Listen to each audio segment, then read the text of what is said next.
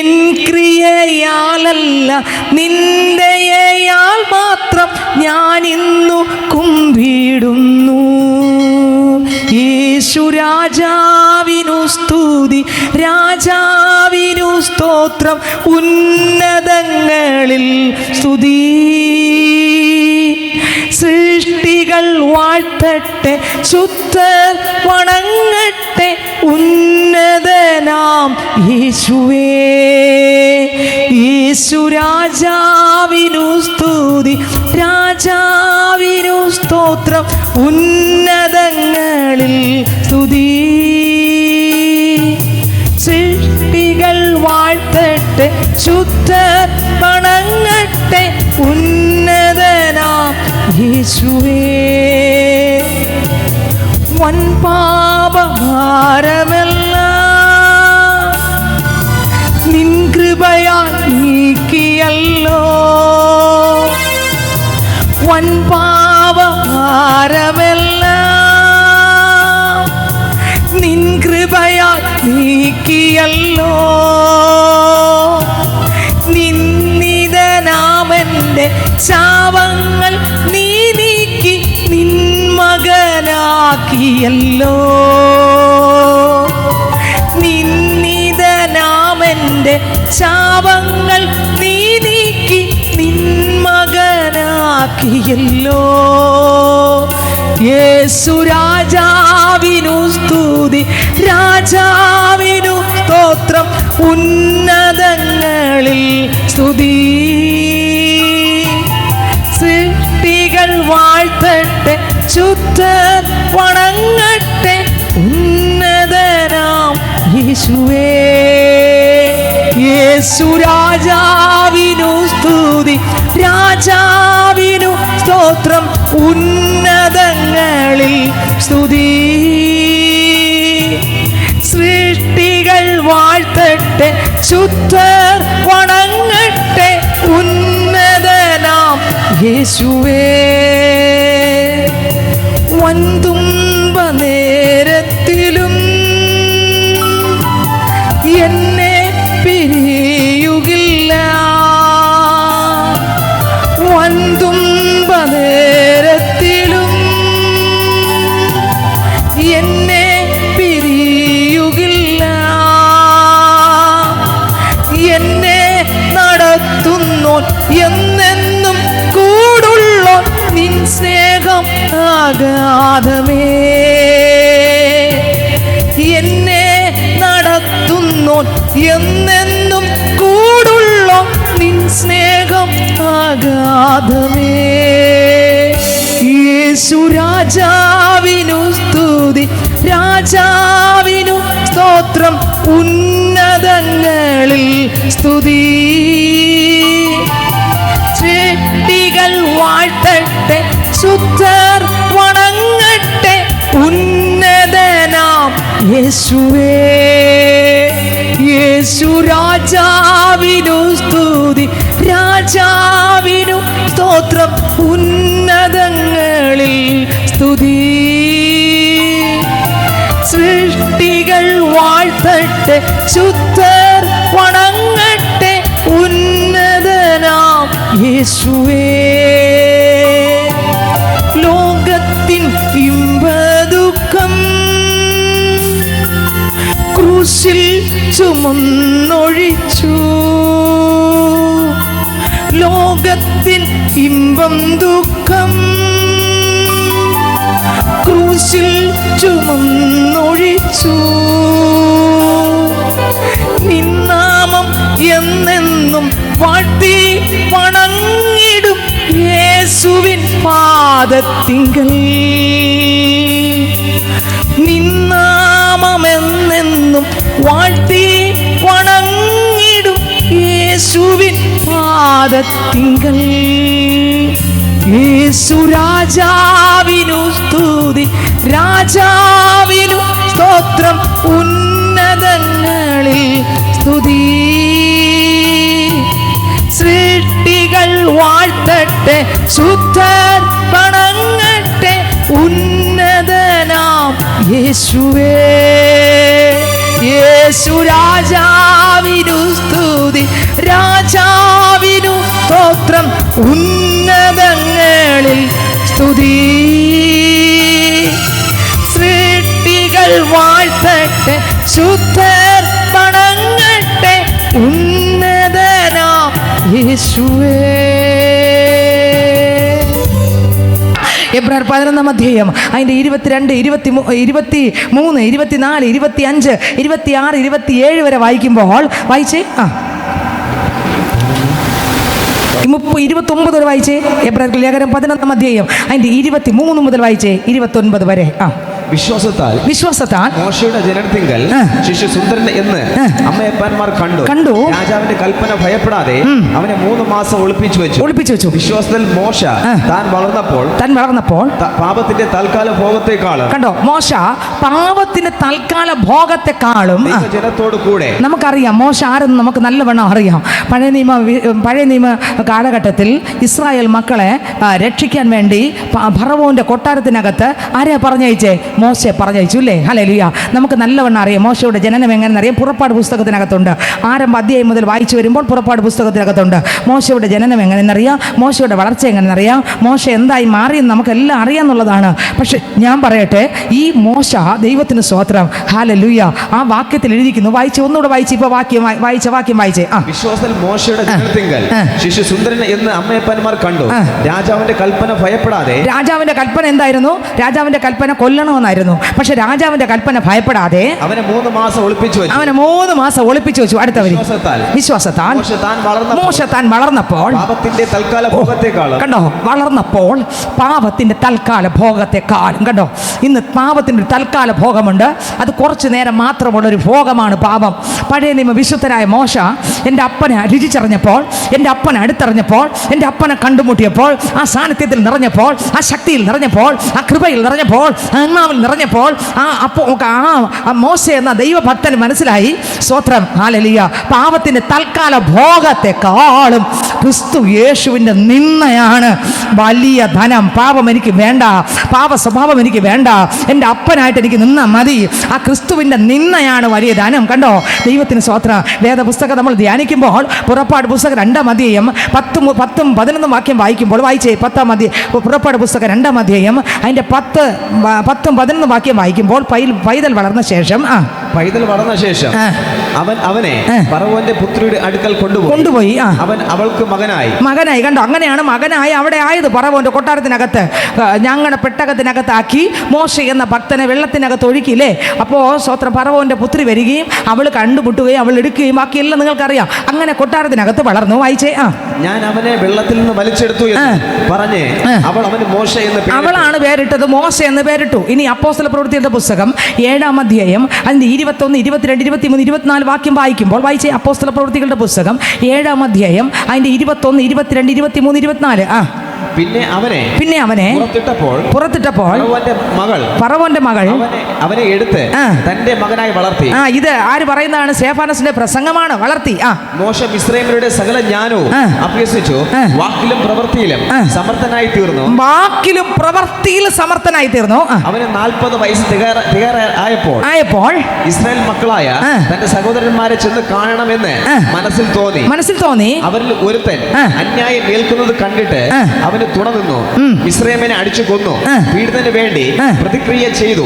ദൈവം താൻ മുഖാന്തരം അവർക്ക് രക്ഷ നൽകുമെന്ന് സഹോദരന്മാർ ഗ്രഹിക്കുമെന്ന് അവൻ നിരൂപിച്ചു. 40-ാമത്തെ വയസ്സിൽ മോശ ദൈവത്തിനും മിസ്രയീമിനും മധ്യേ ഒരു തെരഞ്ഞെടുപ്പ് നടത്തുന്നു.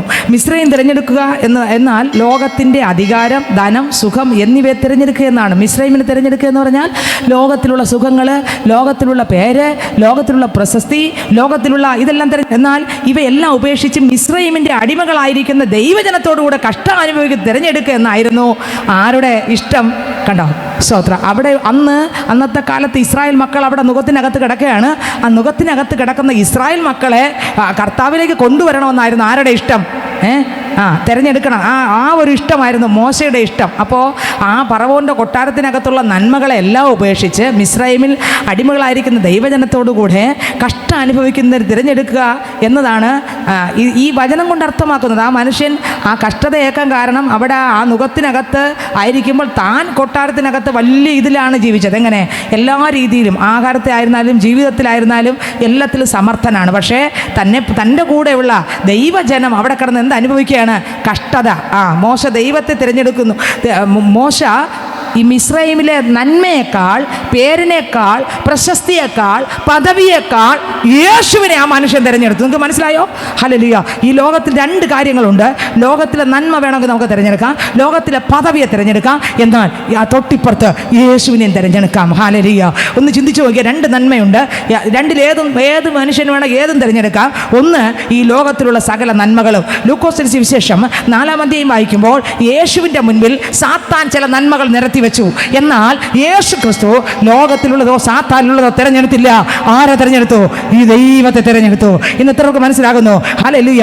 ലൂക്കോസ് 4-ൽ പിശാച് യേശു ക്രിസ്തുവിനെ പരീക്ഷിച്ചു അല്ലേ? പരീക്ഷിക്കുമ്പോൾ പിശാച് 3 പരീക്ഷകൾ അവിടെ ചെയ്തു. പരീക്ഷകളെല്ലാം പിശാച് തോറ്റു. കാരണം യേശു ക്രിസ്തു അവൻ്റെ വാക്കല്ല തിരഞ്ഞെടുത്തത്, യേശു ക്രിസ്തു ദൈവത്തിൻ്റെ വാക്കത്ര തിരഞ്ഞെടുത്തത്. സ്തോത്രം. 2 കാര്യം ഈ ഭൂമിയിൽ വെച്ചിട്ടുണ്ട്. ഒന്നുകിൽ ഈ ഭൂമിയിലെ നന്മ നമുക്ക് തിരഞ്ഞെടുക്കാം, അല്ല എങ്കിൽ മുഴുവൻ സമ്പത്തിൻ്റെ ഓണറായ യേശുവിനെ തിരഞ്ഞെടുക്കാം. മോശ എല്ലാ നന്മയുടെയും നന്മയ്ക്കകത്ത് ജീവിച്ചവനാണ്. എന്നാൽ അവൻ പറഞ്ഞില്ല, ഇതിനേക്കാളും എൻ്റെ യേശുവിൻ്റെ നിന്നയാണ് എനിക്ക് വലിയ ധനം. നിന്നയായാലും പരിഹാസമായാലും ദുഷിയായാലും യേശുവിനെ വിട്ടിട്ടുള്ളൊരു ജീവിതം എനിക്ക് വേണ്ട. ഹല്ലേലൂയ. അപ്പോൾ ആ കർത്താവിനെ അവൻ മൂല്യമുള്ളതായിട്ട് കണ്ടു. ലോകം തരുന്നതിനേക്കാൾ എത്രയോ വില മതിക്കുന്നതാണ് ഭാവിയിൽ ദൈവം നൽകുന്നത്, ഇപ്പോൾ കാണാൻ കഴിയാത്ത കാര്യങ്ങളെന്ന് വിശ്വാസത്താൽ ഉറപ്പുണ്ട്. ഫിലിപ്പിയർക്ക് എഴുതിയ ലേഖനം 3-ാം അധ്യായം 7 മുതൽ 7-8 വാക്യം വായിക്കുമ്പോൾ, എങ്കിലും എനിക്ക് ലാഭമായിരിക്കുന്നതൊക്കെയും ഞാൻ ക്രിസ്തു നിമിത്തം ഛേദമെന്നിരിക്കുന്നു. അപ്പോസ്തലൻ പറയുകയാണ്, കർത്താവ് യേശു ക്രിസ്തുവിനെ തിരിച്ചറിഞ്ഞപ്പോൾ ലോകത്തിലുള്ളത് അയാളുടെ കയ്യിലുണ്ടായിരുന്നു, പക്ഷെ ലോകത്തിലുള്ളതെല്ലാം വേസ്റ്റായി തോന്നിയത് എൻ്റെ അപ്പനെ വെളിപ്പെട്ട് കിട്ടിയപ്പോഴാണ്.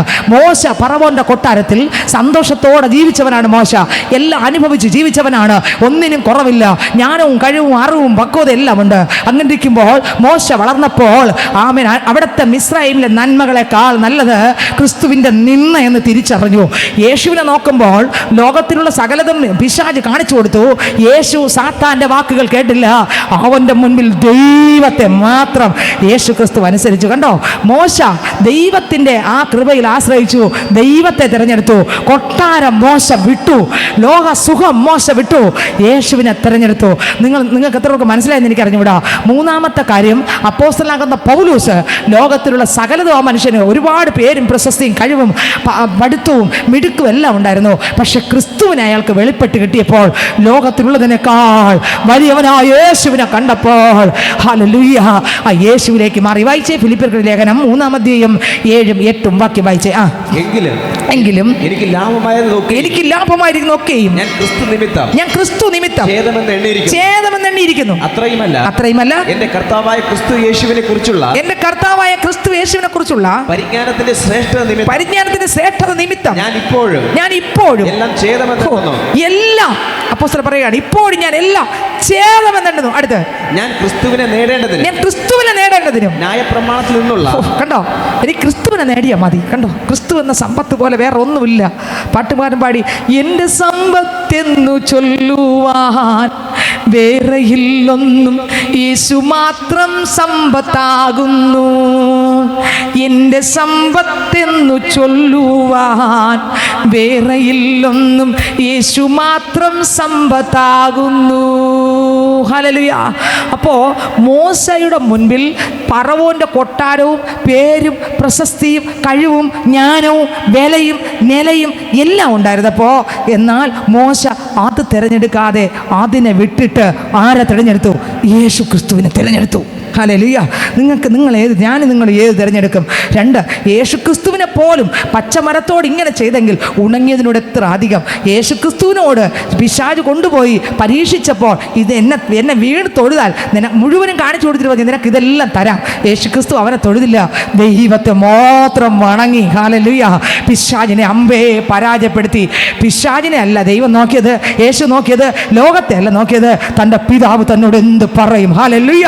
അപ്പൊ ദൈവത്തിൽ നോക്കി വീണ്ടും അപ്പോസ്തലനാകുന്ന പൗലോസിലേക്ക് നോക്കുമ്പോൾ ലോകത്തിലുള്ള പേരും പ്രശസ്തിയും കഴിവും ധനവും മിടുക്കും ജ്ഞാനവും പക്വതയും പഠിപ്പും കഴിവും സകല സമ്പത്തും ഉണ്ടായിരുന്ന പൗലോസ് അപ്പോസ്തലന് യേശു ക്രിസ്തുവിനെ കുറിച്ച് വെളിപ്പെട്ടപ്പോൾ ആ മനുഷ്യന്റെ ജീവിതത്തിനകത്തുള്ള പേരും പദവിയും ഒന്നും തനിക്ക് വിലയുള്ളതായി തോന്നിയില്ല. ക്രിസ്തു എന്ന വിലപ്പെട്ടതിനെ, വിലയേറിയതിനെ. നിങ്ങൾക്ക് മനസ്സിലായോ? വായിച്ചേ ഫിലിപ്പിയർ വായിച്ചേ. ഞാൻ ക്രിസ്തുവിനെ നേടേണ്ടതിന് ന്യായപ്രമാണത്തിൽ നിന്നുള്ള എന്റെ സ്വന്തം നീതിയല്ല, ക്രിസ്തുവിലുള്ള വിശ്വാസം മൂലം ദൈവം വിശ്വസിക്കുന്നവർക്ക് നൽകുന്ന നീതി തന്നെ ലഭിച്ച് യേശുവിൽ ഇരിക്കേണ്ടതിനും അവന്റെ മരണത്തോട് അനുഭവപ്പെട്ടിട്ട്, അവന്റെ ആരുടെ മരണത്തോട് അനുഭവപ്പെടുന്ന? യേശുവിന്റെ മരണത്തോട് അനുഭവപ്പെട്ടിട്ട് അവനെയും പുനരുത്ഥാനത്തിന്റെ ശക്തിയും, ആ യേശുവിന്റെ പുനരുത്ഥാനത്തിന്റെ ശക്തിയെയും കഷ്ട അനുഭവങ്ങളുടെ കൂട്ടായ്മയും അനുഭവിച്ചറിയേണ്ടതിനും ഇങ്ങനെ വല്ല വിധേനയും മരിച്ചവരുടെ ഇടയിൽ നിന്നുള്ള പുനരുത്ഥാനം പ്രാപിക്കണം എന്ന് വെച്ച് ഞാൻ അവന്റെ നിമിത്തം എല്ലാം ഉപേക്ഷിച്ച് ആരുടെ നിമിത്തം? യേശുവിനെ കണ്ടപ്പോൾ യേശുവിനെ പോലെ ഇതൊന്നും അടുത്തു വരുന്നില്ല. ഈ ഭൂമിയിലുള്ള സമ്പത്തുകളൊന്നും യേശുവിനോടൊപ്പം എത്തുന്നില്ല. അപ്പോസ്തലൻ നോക്കി, എല്ലാത്തിനേക്കാളും വലുതായി യേശു നിറഞ്ഞിരിക്കുകയാണ്. യേശുവിനോടൊപ്പം ഒന്നും എത്തുന്നില്ല. ഇന്ന് പകൽക്കാലം ഞാൻ പറയട്ടെ, ഈ ഭൂമിയിലുള്ള സകലതും തകർന്നു പോകാൻ വെച്ചിരിക്കുകയാണ്. അതെല്ലാം തകർന്നു പോകും സ്നേഹിതരെ. ഇവയുടെ നടുവിൽ ഒരു സർവശക്തനുണ്ട്. യേശു മാത്രം കർത്താവ്, രാജാതി രാജാവ്, കർത്താതി കർത്താവ്. സ്തോത്രം. അപ്പോസ്തലനാകുന്ന പൗലോസ് തനിക്കുള്ളതെല്ലാം വിട്ടിട്ട് ഈ യേശുവിനെ സ്വീകരിച്ചു. യേശുവിനെ മുറുകെ പിടിച്ചു. യേശുവിൽ ഉള്ളതിനെ പിടിച്ചു. ഇന്ന് ഇതിനകത്ത് നമുക്ക് എത്ര പേർക്ക് ആഗ്രഹമുണ്ട് ഈ ലോകത്തിലുള്ള മറ്റൊന്നുമല്ല ക്രിസ്തുവിനെ മുറുകെ പിടിക്കുവാൻ. ഏതോ ആണെന്നല്ല, ക്രിസ്തുവിനെ മുറുകെ പിടിക്കുവാൻ. കണ്ടോ സ്തോത്രം. എബ്രായർക്ക് ലേഖനം 10:34 വായിക്കുമ്പോൾ വേദപുസ്തകം പറയുന്നത്, വായിച്ചേ 34. തടവുകാരോട് നിങ്ങൾ സഹതാപം കാണിച്ചതല്ലാതെ അടുത്ത വരി, സ്വർഗത്തിൽ നിലനിൽക്കുന്ന ഉത്തമമായ ഒരു സമ്പത്ത് നിങ്ങൾക്കുണ്ട് എന്നറിഞ്ഞ്, നമുക്ക് ഉത്തമമായ ഒരു സമ്പത്ത് സ്വർഗത്തിലുണ്ട് എന്നറിഞ്ഞ് സമ്പത്തുകളുടെ അപകാരവും സന്തോഷത്തോടെ സഹിച്ചുവല്ലോ. കണ്ടോ, നമുക്കൊരു സമ്പത്തുണ്ടല്ലേ, ഒരു നന്മയുണ്ട്. ലൂക്കോസ് 14:33 വായിക്കുമ്പോൾ, അങ്ങനെ തന്നെ നിങ്ങളിൽ ആരെങ്കിലും തനിക്കുള്ളതൊക്കെ വിട്ടു പിരിയുന്നില്ല എങ്കിൽ അവന് തൻ്റെ ശിഷ്യനായിരിക്കാൻ കഴിയത്തില്ല. ഞാനെന്നുള്ളത്, എന്നിലുള്ളത്, എനിക്കുള്ളത് എന്തോ ആണ്. ഞാൻ നേരത്തെ കേട്ട് വചനത്തിലൂടെ ഇതെല്ലാം വിട്ടു പിരിഞ്ഞില്ലെങ്കിൽ ഞാൻ എന്തോ ആണെന്നുള്ള ഭാവമാണെങ്കിൽ, സ്തോത്രം, നമുക്ക് ഈ ലോകത്തിലുള്ള സകലതും ക്രിസ്തുവിനേക്കാൾ വലുതായി കാണുന്നുവെങ്കിൽ, എന്നിലുള്ളത് എന്തൊക്കെയോ ഒരു വലുതായിട്ടാണ് കാണുന്നതെങ്കിൽ, ഞാൻ പറയട്ടെ, ഒരു ശിഷ്യനായിരിക്കാൻ, ദൈവത്തിൻ്റെ പൈതലായിരിക്കാൻ സാധ്യമല്ല. വായിച്ചേ ലൂക്കോസ് 14:33. അങ്ങനെ തന്നെ നിങ്ങൾ ആരെങ്കിലും തനിക്കുള്ളതൊക്കെ വിട്ടു പിരിയുന്നില്ലെങ്കിൽ അവന് എന്റെ ശിഷ്യനായിരിക്കാൻ കഴിയുകയില്ല. കണ്ടോ, എന്റെ ശിഷ്യനായിരിക്കാൻ കഴിയുകയില്ല. ഉപ്പ് നല്ലത് തന്നെ, മതി. ഉപ്പ് നല്ലതാണ്. ഉപ്പ് കാരമില്ലാതെ പോയാൽ ഉപ്പ് നല്ലതാണല്ലേ, പക്ഷെ കാരമില്ലെങ്കിൽ എന്തോന്ന് ഫലം? കാരമുണ്ടോ? കരങ്ങളടിച്ചേ സമയമില്ല. കരങ്ങളടിച്ചേ. ദൈവത്തിന് സ്തോത്രം. ഉപ്പ് കാരമുണ്ടോ? ഉപ്പിന് കാരമുണ്ടോ? ഇല്ലെങ്കിൽ എന്ത് ചെയ്യും?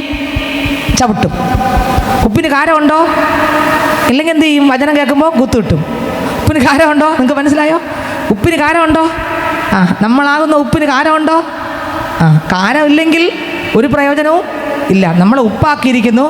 മറ്റുള്ളവരെ വേദനിപ്പിക്കുന്ന ഒരാളല്ല, മറ്റുള്ളവരെ കരയിപ്പിക്കുന്ന ഒരാളല്ല, മറ്റുള്ളവരെ പരിഹസിക്കുന്ന ഒരാളല്ല, മറ്റുള്ളവരെ തള്ളിപ്പറയുന്ന ഒരാളല്ല, മറ്റുള്ളവരെ ശപിക്കുന്ന ഒരാളല്ല, മറ്റുള്ളവരെ തകർത്ത് കളയുന്ന ഒരാളല്ല, സ്തോത്രം, ചീത്ത വിളിക്കുന്ന ആളല്ല, കള്ളത്തരം പറയുന്ന ആളല്ല, പിന്നെ പക വെച്ചുകൊണ്ടിരിക്കുന്ന ആളല്ല, വിരോധം വെച്ചുകൊണ്ടിരിക്കുന്ന ആളല്ല, സ്തോത്രം, കണ്ണിൻ്റെ മുമ്പിൽ നിൽക്കുമ്പോൾ സ്നേഹത്തോടെ നടിച്ചിട്ട് കണ്ണ് വിട്ട് അല്പം മാറിപ്പോകുമ്പോൾ അവർക്കെതിരെ പരാധീനത പറയുന്ന നോട്ടീസ് ഒട്ടിക്കുന്ന ആളല്ല ഉപ്പുള്ള ആൾ. കാരമുള്ള ഉപ്പുള്ള ആളിനെ തിരിച്ചറിയും. ഹല്ലേലൂയ, ദൈവത്തിന് സ്തോത്രം. പക്ഷെ കാരമില്ലെങ്കിലോ എല്ലാത്തിനും ചവിട്ടി മെതിക്കും. വായിച്ച ഒന്നുകൂടെ വായിച്ച വരി, ഇപ്പം വായിച്ച വാക്ക് മാത്രം. അങ്ങനെ തന്നെ നിങ്ങളിൽ ആരെങ്കിലും തനിക്കുള്ളതൊക്കെയും വിട്ട് പിരിയുന്നില്ല എങ്കിൽ അവന് എന്റെ ശിഷ്യനായിരിക്കാൻ കഴിയുകയില്ല. നമ്മളിലുള്ള ചില സ്വഭാവങ്ങളെല്ലാം വിട്ടുപിരിയണം. ലോകത്തിൽ ദൈവത്തെക്കാൾ അധികമായി നമ്മൾ എന്തിനെല്ലാം കാണുന്നുവോ അതെല്ലാം വിട്ടുപിരിയാൻ ദൈവം നമുക്ക് കൃപ തരട്ടെ. പ്രസംഗിക്കാൻ എളുപ്പം, പറയാൻ എളുപ്പം, പക്ഷേ ജീവിതത്തിനകത്തോട്ട് വരാനാണ് ഭയങ്കര ബുദ്ധിമുട്ട്. വീണ്ടും നമ്മൾ വായിക്കുമ്പോൾ ലൂക്കോസ് സുവിശേഷം 18-ാം അധ്യായം 28 മുതൽ അങ്ങോട്ട് വായിക്കുമ്പോൾ 30 വരെ വായിച്ചേ. ഇതാ ഞങ്ങൾ സ്വന്തമായത് വിട്ട് നിന്നെ അനുഗമിച്ചിരിക്കുന്നു എന്ന് പത്രോസ് പറഞ്ഞു. യേശു അവരോട് വായിച്ചേ. ഇതാ ഞങ്ങൾ സ്വന്തമായത് വിട്ട് നിന്നെ അനുഗമിച്ചിരിക്കുന്നു. അപ്പം ഞാൻ പറഞ്ഞു വന്ന എന്തോന്നാണ്, മോശ എന്ന ഭക്തൻ എൻ്റെ കർത്താവ് യേശു തൻ്റെ ജീവിതത്തിനകത്ത് എല്ലാ സുഖ സൗകര്യങ്ങൾക്കകത്ത് ഫറവോൻ്റെ കൊട്ടാരത്തിനകത്ത് വളർന്നവനാണ്. എന്നാൽ താൻ വളർന്നപ്പോൾ കൊട്ടാരത്തിനകത്തുള്ള സകലത്തെക്കാളും സന്തോഷത്തെക്കാളും ക്രിസ്തുവിനോടുകൂടെയുള്ള എന്ത് ചെയ്തു? തിരഞ്ഞെടുത്തു. തിരഞ്ഞെടുത്ത് കർത്താവിനോട് പറ്റിച്ചേർന്ന് നിന്ന മതി എന്ന് കർത്താവിനെ തിരഞ്ഞെടുത്തു, യേശുവിനെ തിരഞ്ഞെടുത്തു. വീണ്ടും നമ്മൾ ധ്യാനിച്ചു യേശുക്രിസ്തുവിനെ ലൂക്കോസ് 4 വായിക്കുമ്പോൾ പരീക്ഷയ്ക്ക് വേണ്ടി ശത്രു കൊണ്ടുപോയി. യേശുക്രിസ്തു ശത്രുവിനെ വിരട്ടിയിട്ട് ക്രിസ്തുവിൻ്റെ ഹിതം ചെയ്തു. കണ്ടോ, ക്രിസ്തുവിൻ്റെ ഹിതം ചെയ്തു. മൂന്നാമത് ശ്രദ്ധിക്കണം, ഞാൻ എടുത്തെടുത്ത് പറയുന്നത് നമുക്ക് വിട്ടുപോകരുത്. മൂന്നാമത് അപ്പോസ്തലനാകുന്ന പൗലോസ് യേശുവിനെ കണ്ടപ്പോൾ ലോകത്തിലുള്ള തൻ്റെതെന്ന് പറയുന്നതിനെല്ലാം താൻ വലിച്ചെറിഞ്ഞു. അതിനേക്കാളും സമ്പത്തായി എൻ്റെ യേശുവിനെ കണ്ടു. സ്തോത്രം. എന്നാൽ യേശു ക്രിസ്തു പറയുന്നു, ലൂക്കോസ് 18:28 മുതൽ വായിച്ചേ. ഇതാ ഞങ്ങൾ സ്വന്തമായത് വിട്ട് നിന്നെ അനുഗമിച്ചിരിക്കുന്നു എന്ന് പത്രോസ് പറഞ്ഞു. യേശു അവരോട് ദൈവരാജ്യ നിമിത്തം വീടോ ഭാര്യയോ സഹോദരന്മാരെയോ അമ്മയപ്പന്മാരെയോ മക്കളെയോ വിട്ട് കളഞ്ഞിട്ട് ഈ കാലത്തിൽ തന്നെ പല മടങ്ങായി വരുവാനുള്ള ലോകത്തിൽ ജീവനെയും പ്രാപിക്കാത്തവൻ ആരുമില്ല എന്ന് ഞാൻ സത്യമായിട്ട് നിങ്ങളോട് പറയുന്നു എന്ന് പറഞ്ഞു. യേശു പറഞ്ഞെന്താ? യേശു അവരോട് ദൈവരാജ്യ നിമിത്തം വീടോ ഭാര്യ എന്ന് പറഞ്ഞ് നോക്കേണ്ടതാണോ? കർത്താവ് എന്നെ വിളിച്ച് വേർതിരിച്ചു. യേശുവിനേക്കാളും വലുതല്ല ഇതെന്നാണ് പറയുന്നത്. ദൈവരാജ്യ നിമിത്തം വീടോ ഭാര്യയോ സഹോദരന്മാരെയോ അമ്മയപ്പന്മാരെയോ മക്കളെയോ വിട്ട് കളഞ്ഞിട്ട് ഈ കാലത്തിൽ തന്നെ പല മടങ്ങായും വരുവാനുള്ള ലോകത്തിൽ നിത്യജീവനെയും പ്രാപിക്കാത്തവൻ ആരുമില്ല എന്ന് ഞാൻ സത്യമായിട്ട് നിങ്ങളോട് പറയുന്നു എന്ന് പറഞ്ഞു. കണ്ടോ, കർത്താവായ യേശു ക്രിസ്തു മാത്രമായിരിക്കട്ടെ നമ്മുടെ എല്ലാം. ഹല്ലേലൂയ. വീണ്ടും ലൂക്കോസ് സുവിശേഷം 4-ാം അധ്യായം മത്തായി സുവിശേഷം 4:18 മുതൽ അങ്ങോട്ട് വായിക്കുമ്പോൾ അവൻ ഗലീല കടൽപ്പുറത്ത് നടക്കുമ്പോൾ പത്രോസ് എന്ന് പേരുള്ള ശിമോൻ, അവൻ്റെ സഹോദരനായ അന്ത്രയോസ് എന്നിങ്ങനെ മീൻപിടിക്കാരായ 2 സഹോദരന്മാർ കടലിൽ വല വീശുന്നത് കണ്ടു. എൻ്റെ പിന്നാലെ വരുവീൻ, ഞാൻ നിങ്ങളെ മനുഷ്യരെ പിടിക്കുന്നവരാക്കും എന്നവരോട് പറഞ്ഞു. ഉടനെ അവർ വല വിട്ടേച്ച് അവരെ അനുഗമിച്ചു. അവിടെ നിന്ന് മുമ്പോട്ട് പോയാറേ. വായിച്ചേ. അവൻ ഗലീല കടൽപ്പുറത്ത് നടക്കുമ്പോൾ പത്രോസ് എന്ന് പേരുള്ള ശീമോൻ, അവന്റെ സഹോദരൻ അന്ത്രയോസ് എന്നിങ്ങനെ മീൻ പിടിക്കാരനായ 2 സഹോദരന്മാർ കടൽ വല വീശുന്നത് കണ്ടു. എന്റെ പിന്നാലെ വരുവിൻ, ഞാൻ നിങ്ങളെ മനുഷ്യരെ പിടിക്കുന്നവരാക്കുമെന്ന് അവരോട് പറഞ്ഞു. ഉടനെ അവർ വല വിട്ടേച്ച് അവനെ അനുഗമിച്ചു. കർത്താവിനെ കണ്ടുമുട്ടിയപ്പോൾ ആരെ അനുഗമിച്ചു? കർത്താവിനെ അനുഗമിച്ചു. മത്തായി സുവിശേഷം 10-ാം അധ്യായം 37, 38, 39 വായിക്കുമ്പോൾ വായിച്ചേ. മത്തായി സുവിശേഷം 10-ാം അധ്യായം 37, 38, 39 വായിച്ചേ. എന്നേക്കാൾ അധികം മകനെയോ മകളെയോ പ്രിയപ്പെടുന്നവൻ എനിക്ക് യോഗ്യനല്ല. പക്ഷെ കർത്താവ് പറയുന്നു, കർത്താവിനെ എല്ലാത്തിനേക്കാൾ അധികമായി സ്നേഹിക്കണം എന്ന് പറഞ്ഞ് മറ്റൊന്നും കരുതല്ലെന്നല്ല. അവിടെ ഒരിടവും ചവിട്ടാനൊരിടം, പാപം ചെയ്ത് ചവിട്ടാനൊരിടം, ഒരു ദൈവഹിതമല്ലാത്തൊരു വാക്ക് സംസാരിച്ച് മറ്റുള്ളൊരു ചവിട്ടാനുള്ള ഇടം കൊടുക്കരുത്. സ്തോത്രം. ദൈവത്തിന് ഇഷ്ടമല്ലാത്തത് നമ്മൾ ചെയ്തിട്ട് ചവിട്ടാനുള്ളൊരു ഇടവും എന്ത് ചെയ്യല്ലേ? കൊടുക്കരുത്. വായിച്ചേ. 10-ന്റെ 37, 38, 39. എന്നേക്കാൾ അധികം മകനെയോ മകളെയോ പ്രിയപ്പെടുന്നവൻ എനിക്ക് യോഗ്യനല്ല. തന്റെ ക്രൂശ് എടുത്ത് എന്നെ അനുഗമിക്കാത്തവനും എനിക്ക് യോഗ്യനല്ല. തന്റെ ജീവനെ കണ്ടെത്തിയവൻ എന്നെ കളയും. എന്റെ നിമിത്തം തന്റെ ജീവനെ കളഞ്ഞവൻ കണ്ടെത്തും. അടുത്ത് നിങ്ങളെ കൈക്കൊള്ളുന്നവൻ എന്നെ മതി. ദൈവത്തിന് സ്തോത്രം. അപ്പോൾ കർത്താവായ യേശു ക്രിസ്തുവിനെ വെളിപ്പെട്ടപ്പോൾ പൗലോസ് അപ്പോസ്തലൻ സകലതും ഈ ലോകത്തിലുള്ളതെല്ലാം ചവറായിട്ട് കണ്ടു. യേശുപ്പച്ചനെ സ്നേഹിച്ചു, യേശുപ്പച്ചൻ നിറഞ്ഞു, യേശുപ്പൻ്റെ ശക്തിയാൽ നിറഞ്ഞു, യേശുപ്പച്ചൻ്റെ കൃപയാൽ നിറഞ്ഞു, യേശുപ്പച്ചൻ്റെ സാന്നിധ്യത്താൽ നിറഞ്ഞു. മോശ എന്ന ഭക്തൻ വായിച്ചേ. അപ്പോൾ എബ്രായർക്ക് ലേഖനം ആ വാക്യത്തിലേക്ക് വരെ നമുക്ക് പ്രാർത്ഥിക്കാൻ സമയമായി. എബ്രായർക്ക് ലേഖനം 11-ാം അധ്യായം അതിൻ്റെ 24-ാം വാക്യം വായിക്കുമ്പോൾ, വിശ്വാസത്താൽ മോശ താൻ വളർന്നപ്പോൾ പാപത്തിൻ്റെ തൽക്കാല ഭോഗത്തെക്കാളും ദൈവജനത്തോടു കൂടെ കഷ്ടം അനുഭവിക്കുന്ന തിരഞ്ഞെടുത്തു. കഷ്ടത വന്നാലും കുഴപ്പമില്ല, നിന്ന വന്നാലും കുഴപ്പമില്ല, ആരൊക്കെ എന്തൊക്കെ പറഞ്ഞാലും കുഴപ്പമില്ല. യേശു ക്രിസ്തുവിന് നമുക്ക് കിട്ടിയാൽ മതി. ക്രിസ്തുവിൻ്റെ ഇഷ്ടമല്ലാത്ത ഒന്നും നമുക്ക് വേണ്ട. ക്രിസ്തുവിൽ ജീവിക്കുവാൻ, വചനത്തിൽ ജീവിക്കുവാൻ, ആത്മാവിൽ നിറഞ്ഞ് ജീവിക്കുവാൻ, ജഡത്തെ അതിൻ്റെ രാഗമോഹങ്ങളോട് ക്രൂശിച്ചിട്ട് ക്രിസ്തു യേശുവിൻ്റെ ശബ്ദമായി മാറുവാൻ. കർത്താവ്, ഞങ്ങൾ മരിക്കട്ടെ, ഞങ്ങൾ യേശു നിറയട്ടെ, യേശുവിൻ്റെ ജീവൻ നിറഞ്ഞൊഴുകട്ടെ, അപ്പൻ്റെ ശബ്ദമായി മാറട്ടെ, അപ്പൻ്റെ ഹിതമല്ലാത്തതൊന്നും വേണ്ട. ഇന്നത്തെ പേർക്ക് ആഗ്രഹമുണ്ട്. സ്തോത്രം. ഞാൻ നേരത്തെ പറഞ്ഞു, ഹല്ലേലൂയ. മോശ കർത്താവ് യേശു ക്രിസ്തുവിനെ വെളിപ്പെട്ടപ്പോൾ തൻ്റെ ഈ ലോക മിസ്രൈമിലെ നിക്ഷേപത്തെക്കാൾ ക്രിസ്തുവിൻ്റെ ധനം തിരഞ്ഞെടുത്തു. യേശുവിനെ ശത്രു നോക്കി, പക്ഷേ യേശു ക്രിസ്തു ദൈവത്തിൻ്റെ വാക്ക് വിട്ട് മാറിയില്ല. നോക്കി, അപ്പോസ്തലനെ നോക്കുമ്പോൾ യേശു ക്രിസ്തുവിനെ വെളിപ്പെട്ട് കിട്ടിയപ്പോൾ, സ്തോത്രം, യേശു ക്രിസ്തുവിനെ ആ മനുഷ്യന് കിട്ടിയപ്പോൾ സകലതും ചവറന്നെണ്ണി ക്രിസ്തുവിനെ നേടി. കർത്താവിനോട് കൂടെ നടക്കാൻ ആഗ്രഹിച്ചു. ഇന്നിനകത്ത് ഞാൻ ചോദിക്കട്ടെ, ഞാൻ നിങ്ങൾ അപ്പൻ്റെ അടുക്കൽ വന്നു. സർവശക്തനാകുന്ന ദൈവം, 10,000 സുന്ദരൻ, മാറത്ത് പൊൻകച്ച കെട്ടിയ കർത്താവ്, എനിക്ക് വേണ്ടി 2000 വർഷങ്ങൾക്ക് ഇറങ്ങി വന്നവൻ. ഏത് പാവി ക്രൂശിലേക്ക് നോക്കിയാൽ പാപമോചനമുണ്ട്, രക്തത്താൽ വിടുതലുണ്ട്. ഹല്ലേലൂയ. ഏത് പാവിയും നിത്യശിക്ഷാവിധിയിൽ നിന്ന് നിത്യതയിലേക്ക് കൊണ്ടുപോകാൻ യേശു മതിയായവനാണ്. ആ രക്തം കൊണ്ട് കഴുകി ശുദ്ധീകരിക്കാൻ മതിയായവനാണ്. നമ്മൾ കർത്താവിനെ അറിയാതിരിക്കെ കർത്താവ് നമ്മുടെ ഓമന പേർ ചൊല്ലി വിളിച്ചു. ആര് മറന്നപ്പോഴും മറക്കാതെ എനിക്ക് വേണ്ടി കർത്താവ് മരിച്ച് എന്നെ നേടിയിരിക്കുമ്പോൾ ഞാൻ ചോദിക്കട്ടെ സ്നേഹിതരെ, ഈ ലോകത്തിൽ നശിച്ചു പോകുന്ന ഒന്നാണോ നമുക്ക് ആവശ്യം? എന്നാൽ നശിച്ചു പോകാത്തതാണ് ആവശ്യം. ഹല്ലേലൂയ. ക്രിസ്തുവിനെ കണ്ടപ്പോൾ ബാക്കിയുള്ളതെല്ലാം ഛേദമെന്നെണ്ണിയ ദൈവമക്കൾ, ഇന്ന് ഇതിനകത്ത് നമുക്ക് യേശുവിനെ കാണാമോ? യേശുവിനെ നമുക്ക് വെളിപ്പെട്ട് കിട്ടട്ടെ. യേശുവിൻ്റെ കൃപ എന്തെന്നറിയുക, യേശുവിൻ്റെ ശക്തി എന്തെന്നറിയുക, അളവറ്റ സാന്നിധ്യം എന്തെന്നറിയുക, ശത്രുവിൻ്റെ പദ്ധതികളെ തിരിച്ചറിയുക, ആത്മാവിൽ നിറഞ്ഞ് തന്നെത്താൻ ത്യജിച്ച് നാൾ തോറും തന്നെ ക്രൂശെടുത്ത് യേശുവിനെ അനുഗമിക്കുവാൻ നമുക്ക് എത്ര പേർക്ക് ആഗ്രഹമുണ്ട്? ഹല്ലേലൂയ. ശത്രുവിൻ്റെ പദ്ധതികളെ തിരിച്ചറിഞ്ഞ് ആത്മാവിൻ്റെ നിറവോടെ ജീവിക്കുവാൻ എത്ര പേർക്ക് ആഗ്രഹമുണ്ട്? ഇന്ന് നമുക്ക് തന്നെ നമ്മളെ തന്നെ നോക്കാം. കർത്താവ്, ഞാൻ ലോകത്തിലുള്ളതിനെയാണോ കണ്ടിട്ട് വലുതായിട്ട് കാണുന്നത്? എന്നിലുള്ള എന്നെയാണോ ഞാൻ വലുതായിട്ട് കാണുന്നത്? പക്ഷേ എനിക്ക് വേണ്ടി മരിച്ച, എനിക്ക് വേണ്ടി ഇറങ്ങി വന്ന, ഹല്ലേലൂയ, സ്വർഗത്തിൽ എനിക്ക് വേണ്ടി വാസസ്ഥലം ഒരുക്കാൻ പോയ കർത്താവായ യേശു ക്രിസ്തുവിനെയാണോ ഞാൻ വലുതായി കാണുന്നത്? എനിക്ക് വേണ്ടി വാസസ്ഥലം ഒരുക്കുവാൻ ക്രൂശ് തിരഞ്ഞെടുത്ത യേശുവിനെയാണോ ഞാൻ കാണുന്നത്? ഹല്ലേലൂയ. എനിക്ക് എൻ്റെ പാപത്തെ പോക്കാൻ ഇറങ്ങി വന്ന നസ്രയനാകുന്ന യേശുവിനെയാണോ ഞാൻ വലുതായി കാണുന്നത്? അതോ ഈ ലോകത്തിലെ പ്രശ്നങ്ങളാണോ, ലോകത്തിലെ പ്രതിസന്ധികളാണോ, ലോകത്തിൻ്റെ പ്രതികൂലങ്ങളാണോ ഞാൻ വലുതായി കാണുന്നത്? അതോ ഞാൻ യേശുവിനെയാണോ ഞാൻ വലുതായി കാണുന്നത്? ശ്രദ്ധിച്ചു കേട്ടെ, ഞാൻ യേശുവിനെയാണ് വലുതായി കാണുന്നത്.